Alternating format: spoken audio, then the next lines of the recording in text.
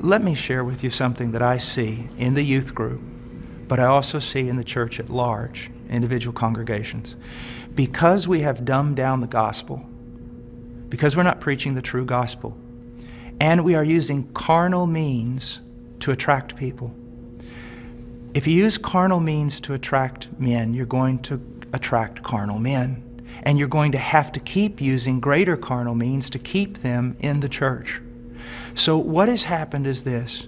We have these large churches filled with many unconverted carnal people. But in those churches, we also have this small group of people that honestly want Christ. And they honestly want His Word. And they honestly want to be transformed. They don't need anything else. All they need is true worship of the true God and Scripture being preached to them and lived out before them. That's what they want. Now I want to tell you the great sin of the American pastor. And this has got me in a lot of trouble, but it's true. This small group of converted people in that local church, all they want is Jesus. And all they want to do is the right thing.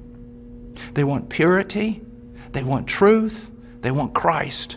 But the pastor, in order to keep this larger group of unconverted people, he caters to them. So while he is feeding these carnal men and women with carnal things, he is letting the sheep of God starve to death, and he is going to stand before God one day in judgment.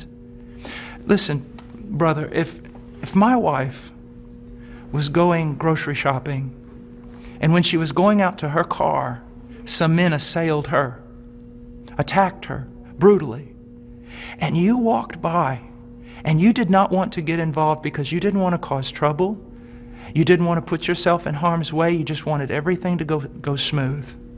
After all that was done, I would look for those men to deal with them. But I want you to know this, I'd look for you too.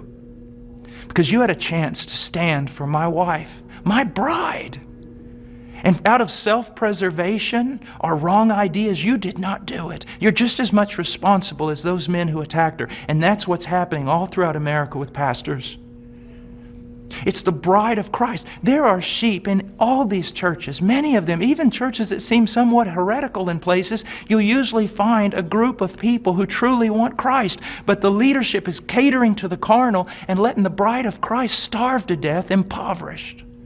And that is wrong.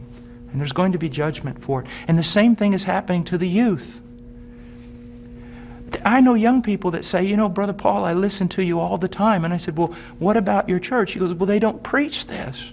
It's not what the other young people want. And so they give them what they want. I'm starving to death.